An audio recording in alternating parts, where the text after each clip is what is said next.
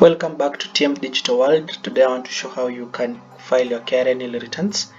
That is for those people who don't have employment income, or maybe also you don't have a P9 form. That means you're not employed. So I'll start with the KRA pin that I wanted to file for here.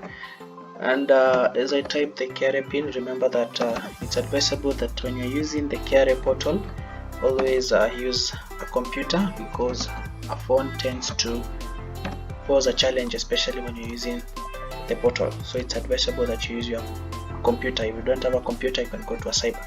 So I have my password here, and then enter this arithmetic here. This is 164, and then login. So once you're in the KRA portal, just click on returns, and then when you go to returns, file nil returns, and already your pin is there. So just check on the tax obligation, whereby you use the income tax resident individual. That is what you entered as when you are creating that account, that KRA pin. So that is the credential that you provided.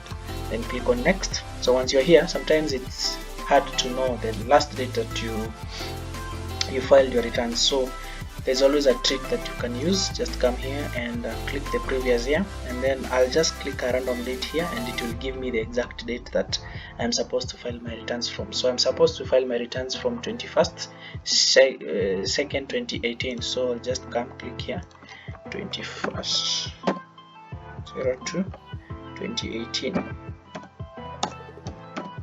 and then just click somewhere there, and then it will ask you, are you sure? Click on OK, and then just submit. So as you submit, press OK, and yeah, you have filed your returns. So the next thing you're supposed to do is to download the receipt to show that you filed for returns. In case there's a problem in future, you're able to provide that receipt and show that you filed your nil returns. So just download the receipt, and yes, you're done. So that is all for today. Remember to subscribe and also hit the notification bell so that you can be updated when we upload our next video. See you soon.